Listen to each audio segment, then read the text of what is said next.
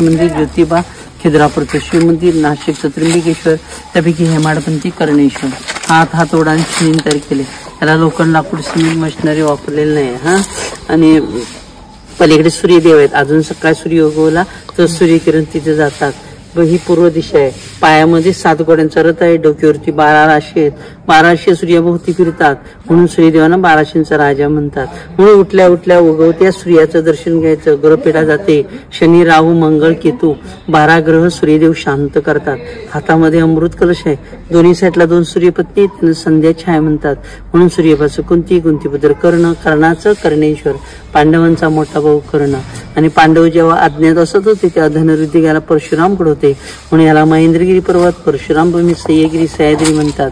आणि परशुरामानं पांडवांना सांगितलं होतं 6वा आपला कर्ण मोठा भाऊ होता.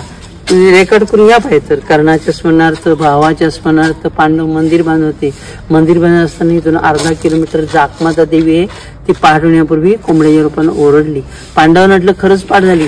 ताटांवर जेवले, ताटं उलटी ठेवली, नंतर निघून गेली. ती 5 पांडवांची 5 ठिकाणी 5 ताट आहेत. 4 बाजूला 4, देवाच्या खाली 1 आहे. कौरव पांडवांच्या पाठीवर होते. पांडव जर सापडले असते तर परत 12 वर्ष अज्ञातवासात जायला लागलं असतं. म्हणून ह्या मंदिरला वरती कळस नाहीत, ओरिजिनल कळस नाही, हे नंतर बनवले. ते जर कळस झाले असते ना, दगडी कळस, तरी ते प्रत्येकाशी झाले असते.